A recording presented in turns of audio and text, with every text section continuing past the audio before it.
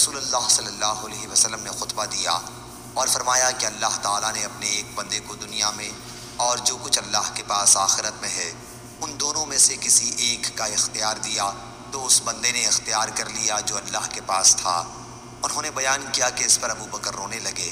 ابو سعید کہتے ہیں کہ ہم کو ان کے رونے پر حیرت ہوئی، کیا حضرت صلی اللہ علیہ وسلم تو کسی بندے کے متعلق خبر دے رہے ہیں جسے اختیار دیا گیا تھا، لیکن بات یہ تھی کہ خدا حضرت صلی اللہ علیہ وسلم ہی وہ بندے تھے جنہیں اختیار دیا گیا تھا۔ اور واقعتاً حضرت ابو بکر رضی اللہ عنہ ہم میں سب سے زیادہ جاننے والے تھے۔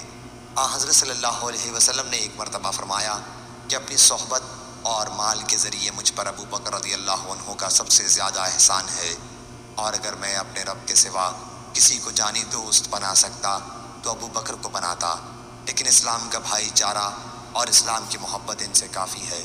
دیکھو مسجد کی طرف تمام دروازے جو صحابہ کے گھروں کی طرف کھلتے تھے سب بند کر دیے جائیں، صرف ابو بکر رضی اللہ عنہ کا دروازہ رہنے دو۔ صحیح بخاری حدیث نمبر 3654۔